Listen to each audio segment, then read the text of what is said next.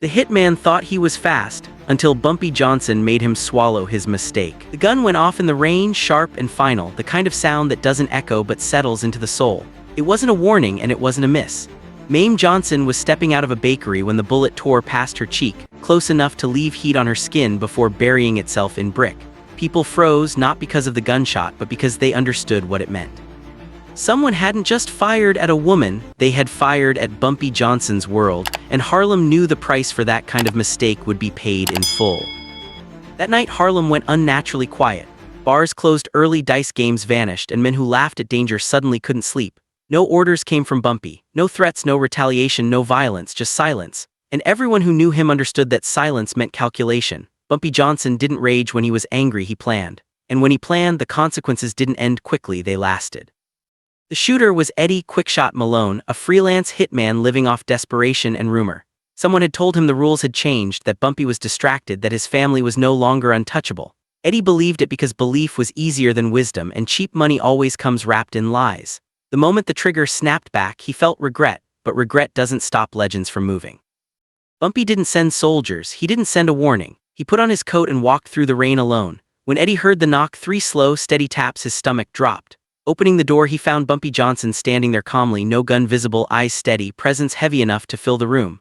Bumpy stepped inside like the apartment already belonged to him and told Eddie to sit. Eddie obeyed without thinking. Inside the dim room, Bumpy picked up the gun from the table and checked the chamber, nodding at the full load. Eddie tried to talk, to explain, to offer names, but Bumpy stopped him gently. He told Eddie he was still alive because Bumpy wanted him to understand something important.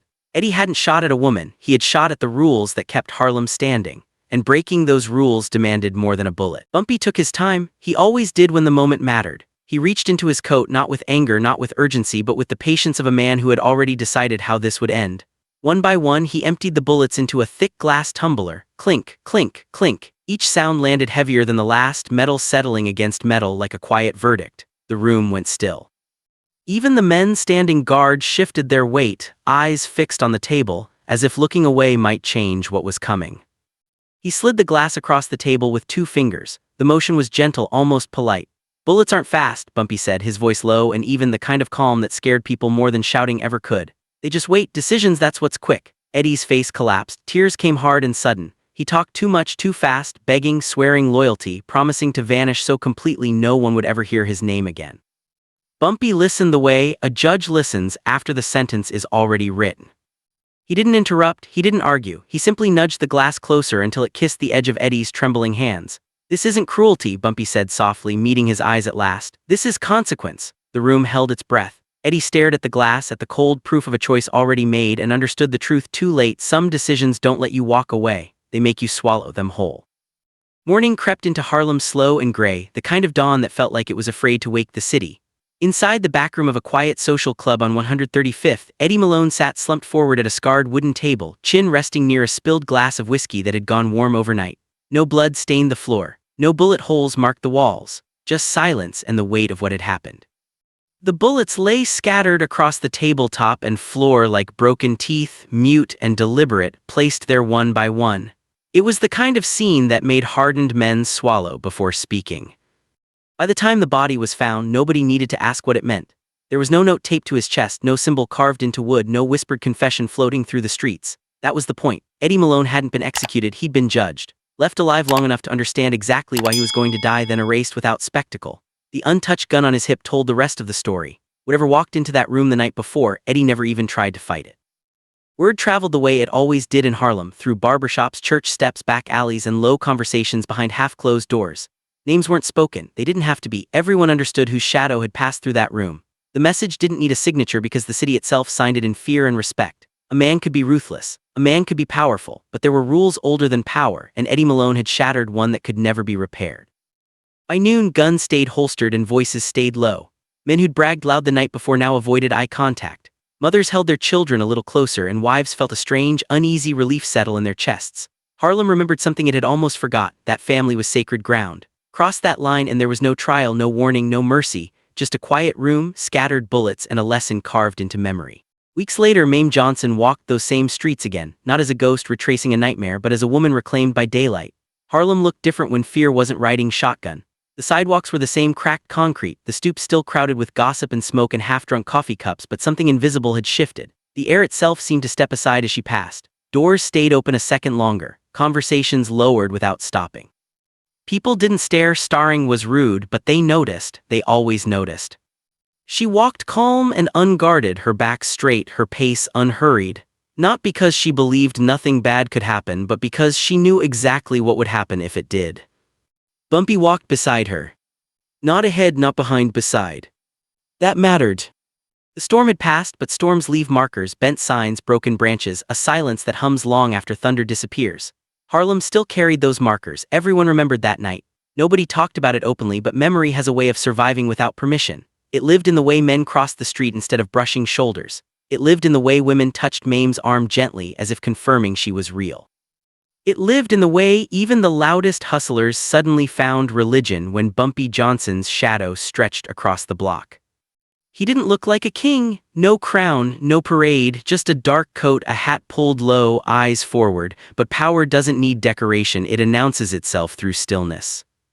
Bumpy hadn't raised his voice in weeks, he didn't have to, Harlem carried his words for him now.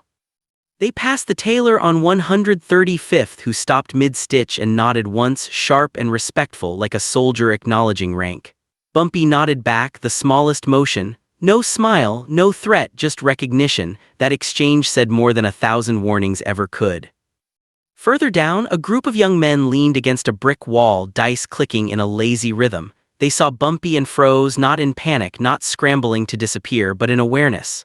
One of them straightened up, cleared his throat, and said, "Afternoon, Mr. Johnson." His voice didn't shake. That mattered too. "Afternoon," Bumpy replied. The dice stayed on the ground. Nobody bent to pick them up until Bumpy and Mayme had passed. Mayme noticed everything. She always had. Trauma sharpens the senses and survival teaches you where to look. She remembered these same streets shaking beneath her feet weeks ago, remembered the way every step felt like borrowed time. She remembered blood on fabric that should have stayed clean, remembered fear crawling into places fear had never lived before. But now the streets felt steady. She glanced sideways at her husband, at the man who had walked into hell alone and come back carrying rules instead of bodies. People like to tell stories about Bumpy Johnson, monsters need mythology, but Mayme knew the truth. The most dangerous thing about him wasn't violence, it was control. Violence was easy, rage was cheap. Anybody with a gun and nothing to lose could kill. But restraint. Restraint required ownership of the moment. It required knowing that fear lasts a night but respect lasts generations. They passed the corner where it had all begun. The building looked smaller now, less significant, like a bad memory shrinking under daylight. Someone had repainted the front. Fresh color, clean lines, no plaque, no acknowledgement. Harlem didn't memorialize lessons, it absorbed them. Bumpy slowed his steps just a fraction. Mayme felt it before she saw it, that subtle shift when memory brushed against flesh. "You all right?" he asked quietly. She nodded, "I am." And she meant it. What had happened hadn't broken her, it had clarified things. She understood now that safety wasn't about hiding or locking doors or praying nothing bad ever found you. Safety was about consequence. About knowing that if someone crossed a line, the line didn't disappear behind them, it snapped shut. They reached the church steps where an old woman sat feeding pigeons from a paper bag. She smiled at Mayme, warm and unafraid. "Good to see you walking again, baby," she said. "Good to be walking," Mayme replied. The pigeons fluttered, wings cutting the air like punctuation marks. Bumpy watched the birds scatter and regroup, instinctively respecting space, and something in his expression softened. Harlem was like that, chaotic, loud, dangerous, but governed by rules older than law books. Break them and the neighborhood would remind you who it belonged to. By the time the sun dipped low, casting long shadows that stretched and merged until nobody could tell where one ended and another began, the lesson had fully settled into the bones of the city. Harlem had learned the truth that night. You don't fear Bumpy Johnson because he can kill you. You fear him because he knows exactly when killing isn't the point. And because once he decides that lesson is over, the streets themselves will make sure you never forget it.